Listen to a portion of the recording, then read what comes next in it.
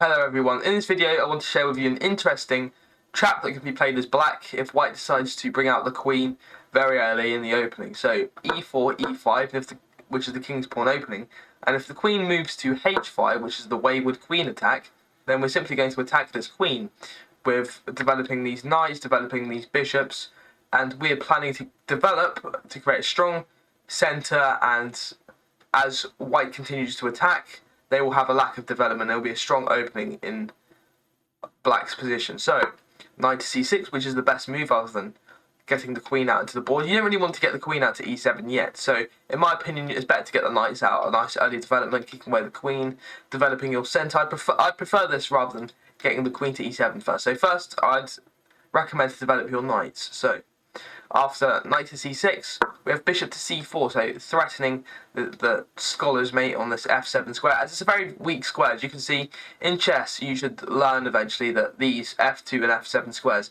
are weak for both black and white, as it's only defended by one piece, which is the king.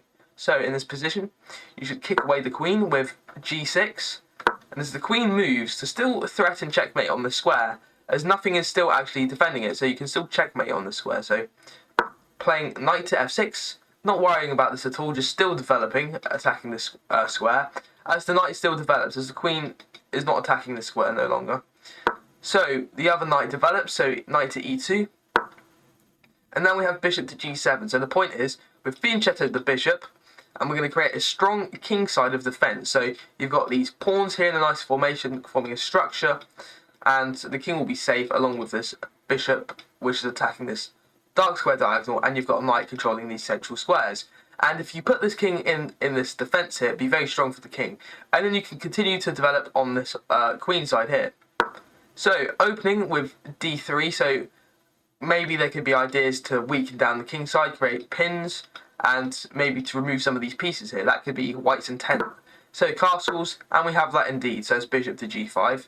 And we have h6, so the point is attacking this knight. So in this position, if the bishop continues to hold pressure, we can kick the bishop away, as this pawn is defended by the pawn on h6, and also by the bishop, which creates a strong formation of the pawns and the bishop. So in this position, as the bishop retreats, we can open up to the centre and challenge this central pawn. And as you can see, white is fairly developed this time, compared to the last videos you may have seen, but this knight isn't really developed here. It could move out in the future, but as you can see here, this knight controls a few central squares, but if you look at white's bishops, for an example, they don't really serve much purpose, such as attacking this square doesn't really do anything because it's already defended by the queen, and neither does this bishop as it's being attacked here with defense from the queen and by the knight. So in this position, if we have e captures, then we have a very strong position, as the knight can move to this b4 square, as you can see, and threaten a fork on this square here. And also the bishop can move across to this g4 square, as it's defended by the knight, and it can attack this queen, create a pin on the knight, and it's a very strong position as black. So you need to remember, in this Wayward Queen attack, you need to just develop whilst defending this f7 square in the opening, as it's very vulnerable to attacks. So just remember to keep developing and just ignore these pieces from white, so it should be fine from black's perspective. So hopefully you've enjoyed this video. Please like and subscribe to the channel, and I'll see you in the next video.